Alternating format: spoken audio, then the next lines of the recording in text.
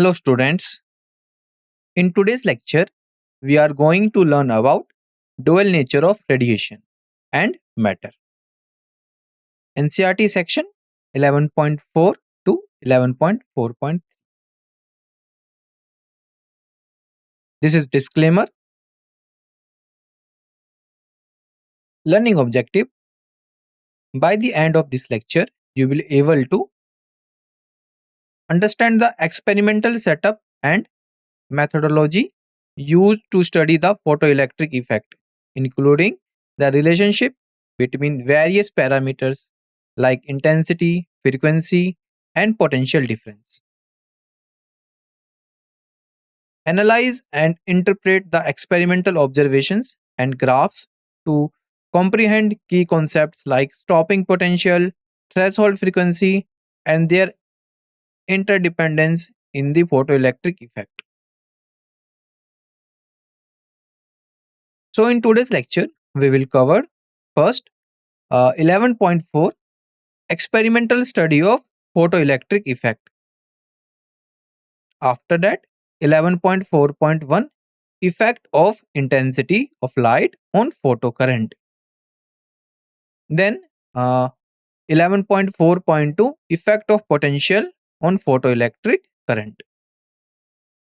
And last, we will study effect of frequency of incident radiation on stopping potential. So let's start. So here 11.4 experimental study of photoelectric effect. Now here question arises, what is photoelectric effect? So basically this is a phenomena where electrons are emitted from a metal surface when light of a high enough frequency shines on it. Look at figure, how light is striking the metal and causing something to happen at the surface. So look at figure, the light is incident on the metal surface and the electrons are ejected from the metal surface. Here the key idea is that not just any light will do, the frequency must be sufficient, which means the light must have enough energy to cause electrons to be released. Now let's focus on what we call these ejected electrons. They are known as photoelectrons. Alright, the ejected electrons are photoelectrons. Emphasize that these are just regular electrons, but we give them a special name because they are released due to the action of light. This term helps us distinguish between electrons that are already free and those that are knocked out by light in this process. The process of releasing these protoelectrons from the metal surface is called photoemission. So, whenever you hear photoemission, think of electrons being emitted because of light energy. And this is a key concept in understanding how light can interact with matter. Let's examine the basic experimental setup used to study the photoelectric effect.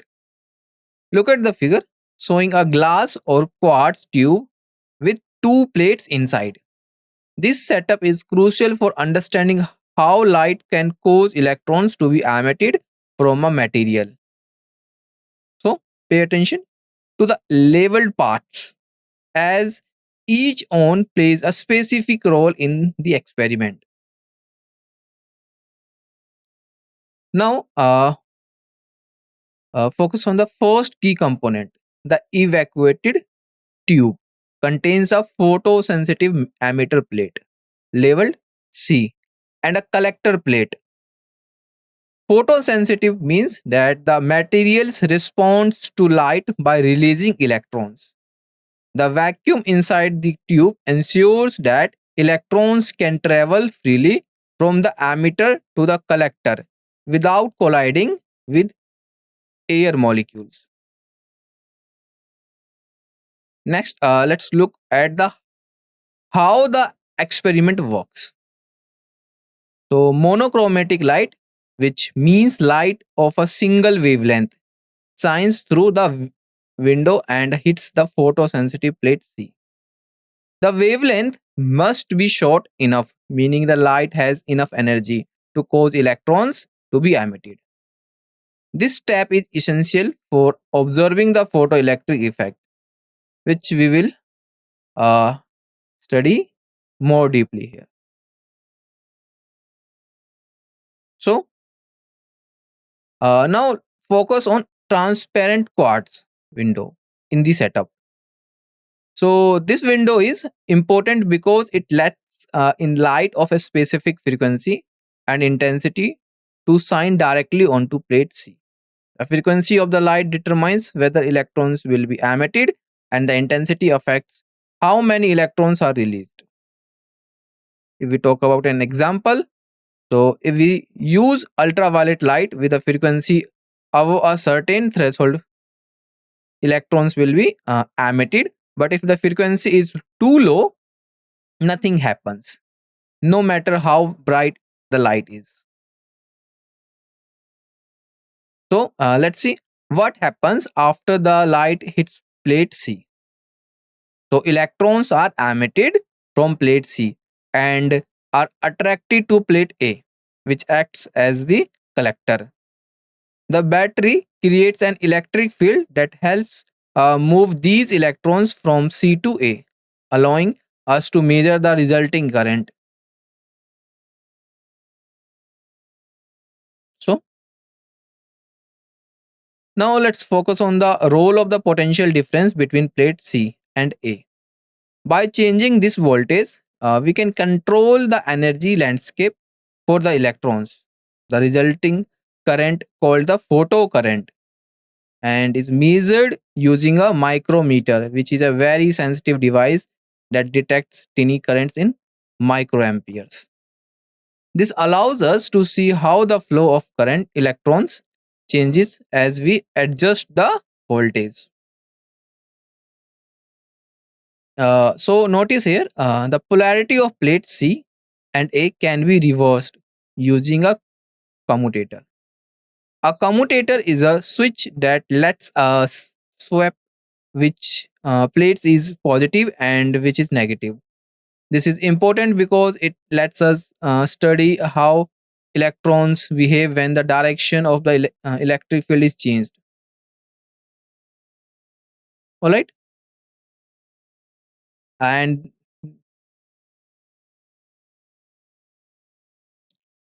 by using this setup, we can set plate A to any desired positive or negative potential compared to the emitter C. This means we can neither attract or repel the emitter electrons, or we can say emitted electrons, depending on the voltage we choose. This control is crucial for investigating how the energy and number of emitted electrons depend on the applied potential, which leads us to deeper insights into photoelectric. Now,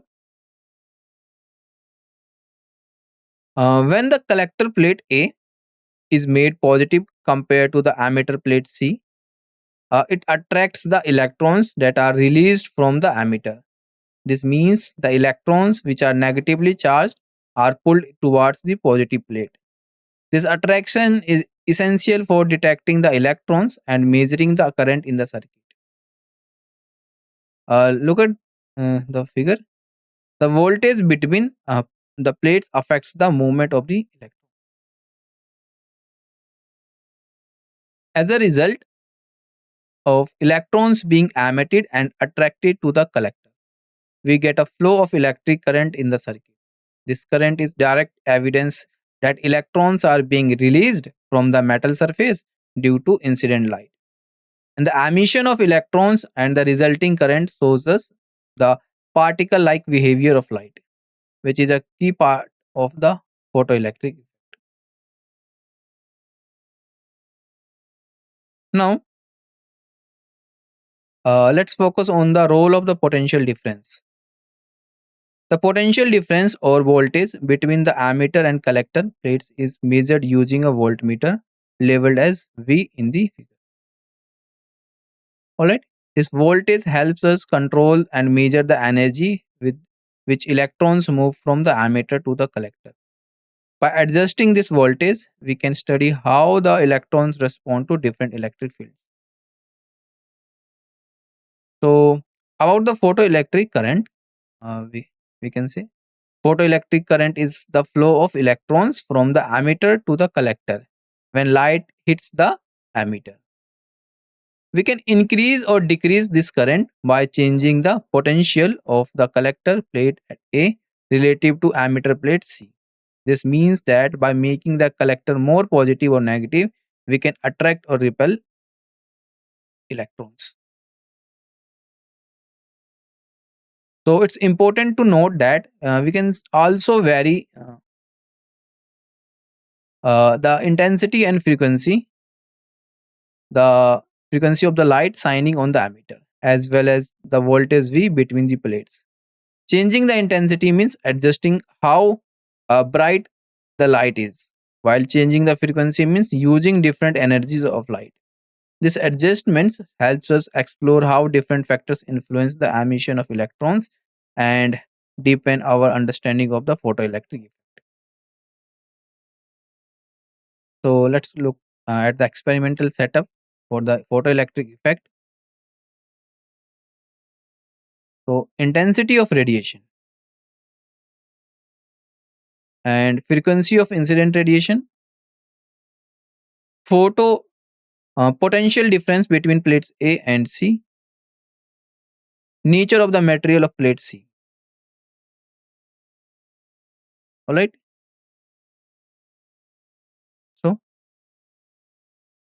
uh, notice that we can use light of different frequencies by placing colored filters or colored glass in the path of the light before it hits the emitter. Frequency refers to how many wave cycles pass a point per second, measured in hertz.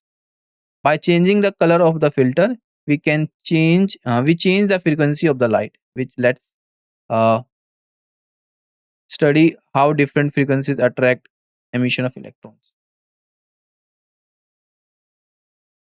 We can also change the intensity of light, which means how bright or powerful the light is. This is done by moving of light source closer or further from the emitter. Intensity is measured in watts per second per square meter, W per meter square. By increasing the intensity, we increase the number of photoelectrons hitting the emitter per second, but the energy of each photon depends only on the frequency, not the intensity. So let's look at how the photocurrent changes when we vary the intensity of light in photoelectric experiment. Here is the experiment setup. We have a cathode C and a collector A, which with light shining on the cathode. The diagram shows how everything is connected. Remember, the photocurrent is the electric current produced when the light causes electrons to be ejected from the metal surface. So, collector A is maintained at a positive potential with respect to C, so that electrons ejected from C and attracted towards collector A. We keep two things constant, the frequency of the light and the accelerating potential between A and C. Frequency is the energy of light, and the accelerating potential is the voltage difference that pulls electrons from C to A. By holding this steady, we make sure that any changes we see in the photo current are only due to changes in light's intensity, not from the factors, not from other factors. Uh, Now, intensity of light, which means we change how bright the light is while keeping frequency and voltage fixed. So each time we adjust the intensity, we measure the resulting photocurrent. This experiment helps us see the direct relationship between the light intensity and the number of electrons ejected, showing that the higher intensity leads to a higher photocurrent as more photons hit the surface and release more electrons. So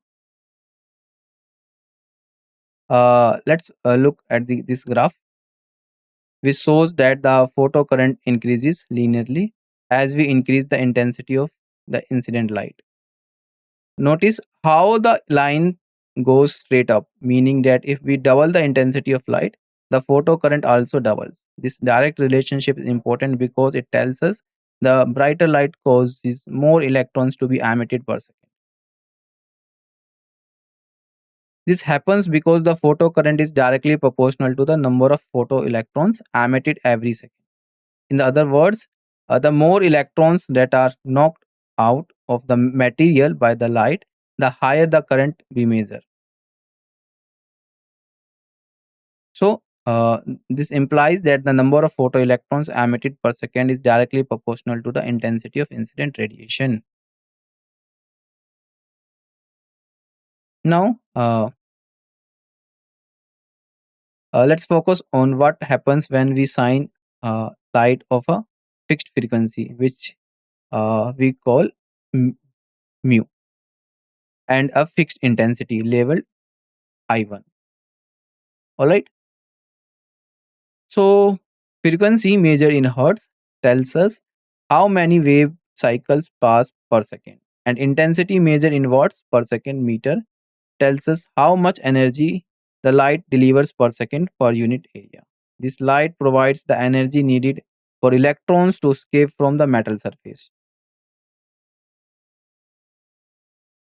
Plate A is a set at a positive potential compared to plate C. This means plate A is at a higher voltage, which attracts the electrons emitted from plate C towards itself. Think of it like creating an electric field that helps pull the electrons across the gap. This setup allows us to measure the resulting photocurrent or the flow of electrons. Now, let's focus on what actually we do in the experiment. We gradually increase the positive potential of plate A and measure the photocurrent each time. Remember, the positive potential means we are making plate A more attractive to the electrons emitted from the C. Alright, this setup helps us see how the electrons respond to the different voltages, and it's important to record the current at each step. As we increase the positive or accelerating potential, we observe that the photoelectric current also increases. This happens because a higher positive voltage pulls more electrons across the gap. So more of them reach plate A and contribute to the current. This result shows us that the applied voltage directly affects how many photoelectrons are collected. As we increase the positive potential on plate A, more and more emitted electrons are attracted and collected by it. At a certain point, every electron that is emitted from the C by plate A, uh, emitted from plate C and collected by plate A, and the current reaches its maximum value. This is called saturation current. It's important to note that beyond this point, even if we keep increasing the potential positive voltage, we can't collect more electrons because all available electrons are already being captured. So, increasing the accelerating potential of plate A any further does not increase the photocurrent. This tells us that the number of electrons emitted depends only on intensity of the incident light, not on the applied voltage beyond saturation. So once we reach saturation or current, stays constant no matter how much more we increase the voltage. All right. Now let's focus on the concept of saturation current. This is the maximum value of photoelectric current. Once we reach this point, increasing the potential further does not increase the current. In other words, all the photoelectrons that can possibly be emitted are already reaching the collector, so the current can't go any higher. Remember, saturation current is a key indicator that the system is collecting all available photoelectrons. Saturation current corresponds to the case when all photoelectrons emitted by the emitter plate C reach the collector plate A.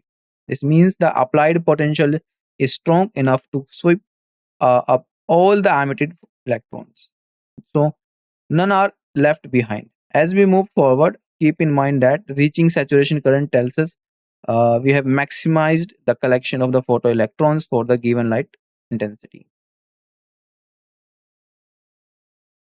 Now,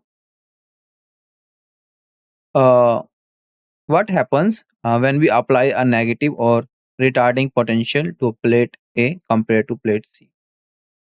This means we are making it harder for the electrons to reach plate A by increasing the negative voltage step by step. As we do this, fewer electrons have enough energy to overcome the opposing voltage. So the photo current starts to decrease. This shows us that the applied potential directly affects how many electrons can reach the collector plate. If we reverse the polarity, making plate A even more negative, the electrons are now repelled instead of attracted. This means only the most energetic electrons can reach plate A, and eventually the current drops to zero. This demonstrates that the direction and magnitude of the applied voltage control the flow of electrons in the photoelectric effect. Now, only the sufficiently energetic electrons are able to reach the collector A. All right. This means that if an electron does not have enough kinetic energy, if it won't reach the collector, specifically if the potential is negative and opposes their motion. So photocurrent depends on both the energy of the electrons and voltage we apply.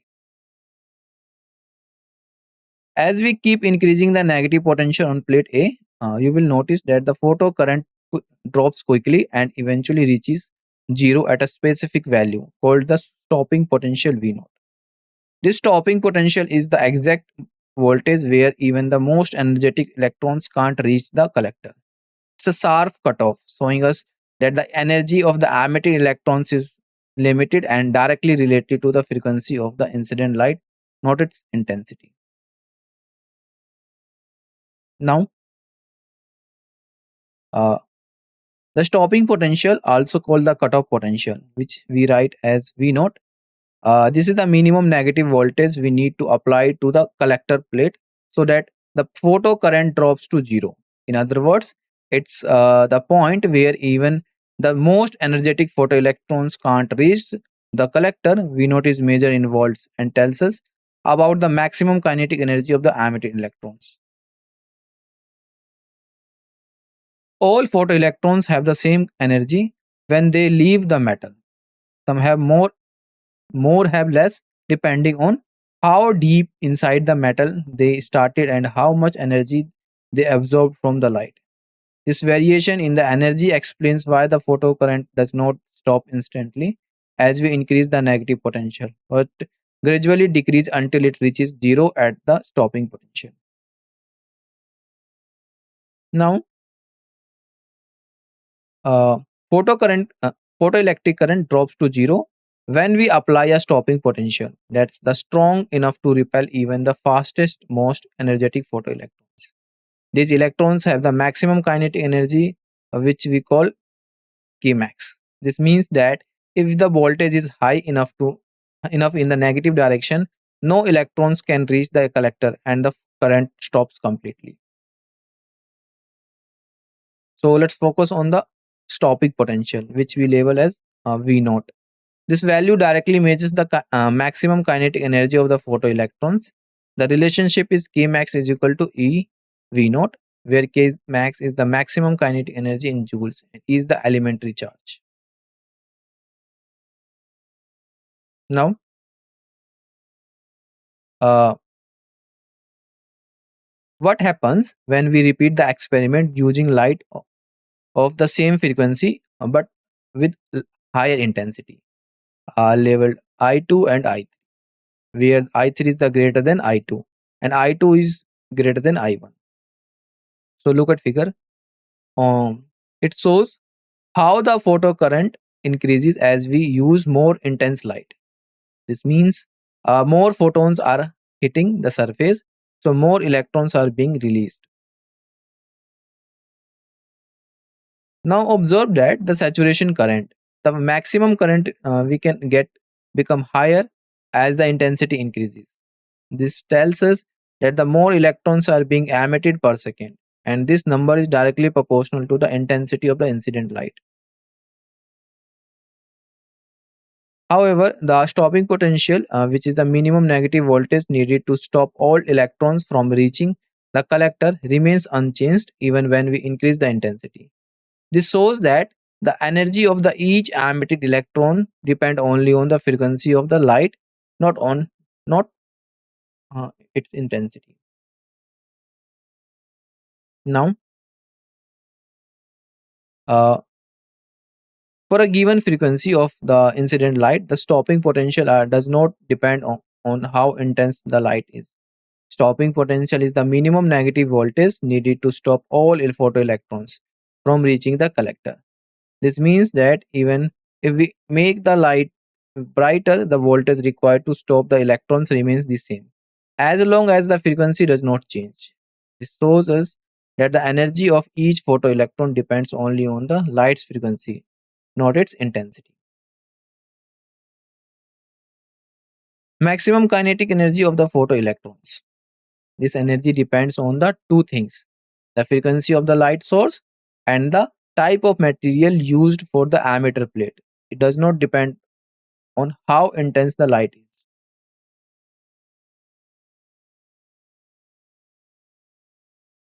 Now, uh, here we repeat the experiment using different frequencies of light, labeled as mu3 greater than mu2 greater than mu1.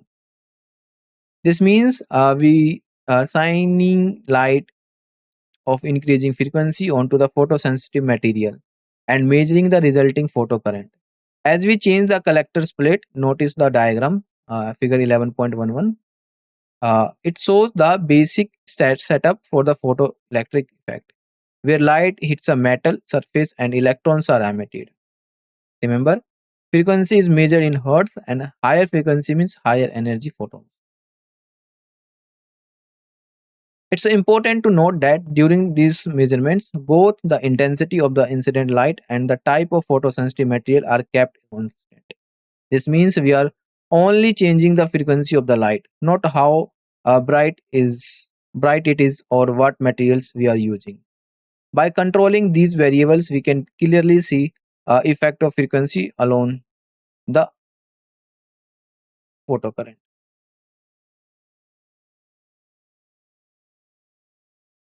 The graph shown here plots photocurrent on the vertical axis and collector plate potential on horizontal axis. For different frequency of the incident light, the shape of the curve and here they shift depending on the frequency.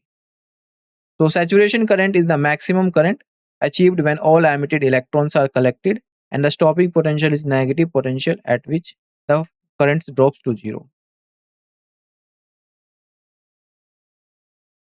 For incident radiation of the different frequency, we obtain different values of stopping potential, but same value of saturation current. Now, the energy of the electrons that are emitted depending on the frequency of the incident radiation, not its intensity. That means if we use light with higher frequency, the electrons come out with more energy. So notice here that the stopping potential, the minimum negative voltage needed to stop the photocurrent completely, is more negative for higher frequencies of the incident radiation. In other words, you need a stronger opposing voltage to stop the more energetic electrons produced by higher frequency light. This shows us that as the frequency of light increases, the maximum kinetic energy of the emitted electrons also increases. Now, uh, mu 3 is greater than mu 2, which is greater than mu 1. Correspondingly, the stopping potential follow the order uh, V03 is greater than V02 greater than V01. This means that as we increase the frequency of incident light, the stopping potential also increases. Remember, the stopping potential is the minimum negative voltage needed to stop the most energetic photoelectrons. This shows us that higher frequency light gives electrons more energy, so we need a higher stopping potential to stop them. Now, frequency of the incident light increases, so the maximum kinetic energy of the photoelectrons also increases. This means that the higher frequency light gives more energy to each electron when it knocks them out of the metal. Therefore, to completely stop these faster, more energetic electrons, we need to apply a greater retarding or stopping potential. This means the stopping potential increases as the potential of the incident light increases. So, uh, look at graph.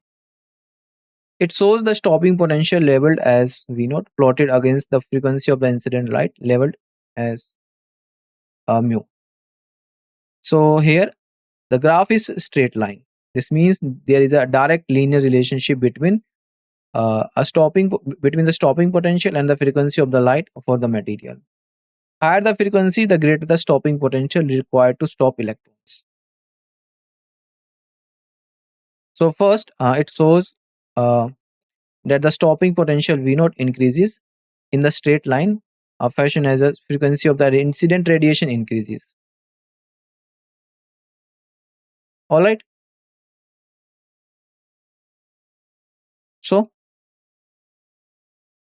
a graph of the stopping potential V naught versus frequency of the incident light V naught.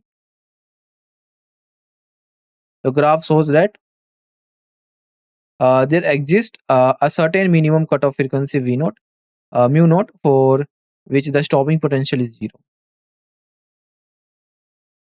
And the slope of the V naught is versus mu. Graph is constant and independent of the material. All right. Now, uh, implications of the observations are: first, the maximum kinetic energy of the photoelectrons varies linearly with the frequency of incident radiation, but it is independent of its intensity.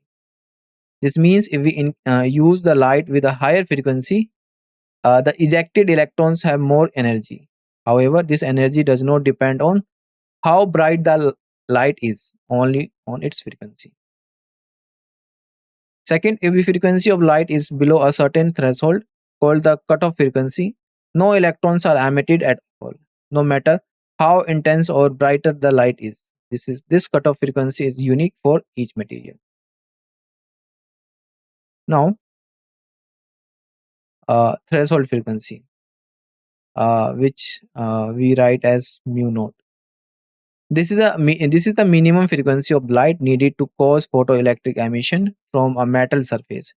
If the frequency of the incident light is below these values, no electrons are emitted, no matter how intense the light is. Think of it has the minimum energy needed to knock an electron out of the metal. Threshold frequency V naught is a different for different metals. The x-intercept of the graph gives the threshold frequency mu naught. So here, for two different metals A and B, the threshold frequencies as marked as nu naught and nu naught prime frequencies axis. The stopping potential V naught is plotted against the frequency of the incident radiation. Each metal has a different threshold frequency, which is the minimum frequency needed to just start electrons ejecting electrons. This graph clearly shows that the frequency increasing beyond the threshold. The stopping potential also increases, meaning the emitted electrons have more energy. A summary of the experimental features and observations of photoelectric effect. For a given photosensitive material and frequency, photocurrent is directly proportional to intensity of the incident light. In other words, if we double the intensity of light, the photocurrent also doubles. This tells us that the more intense light causes more electrons to be emitted per second, but each electron still has the same energy as before. So, saturation current is proportional to the intensity of incident radiation, whereas the stopping potential is independent of its intensity.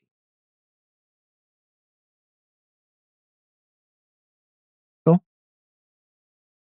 for a given photosensitive material, there exists a threshold frequency mu naught below which no photo emission occurs. Above mu naught, the stopping potential is proportional to the frequency and independent of the intensity. Uh, Photoelectric emission is an instantaneous process. Time lag is less than 10 raised to the minus 9 second, which is a billionth of second. Now let's summarize what we have studied for so far in this lecture. We studied variation of the photocurrent with light intensity, frequency, potential difference, and material type. Photocurrent increases linearly with light intensity, keeping frequency and potential constant. Saturation current is reached when positive potential collects all emitted electrons. V naught is the independent of the light intensity but increases linearly with frequency. Threshold frequency nu naught is the minimum frequency below which no photoelectric emission. V naught versus frequency graph is linear with x intercept giving threshold frequency. Photoelectric emission is instantaneous and maximum kinetic energy of photoelectrons depends on frequency, not intensity. Now we have some practice questions. First, if the intensity of incident light is doubled, keeping frequency constant, what happens to the saturation current? What is the minimum frequency of incident radiation below which no photoelectric emission occurs called? Thank you for your attention. I hope this lesson was helpful. Thank you.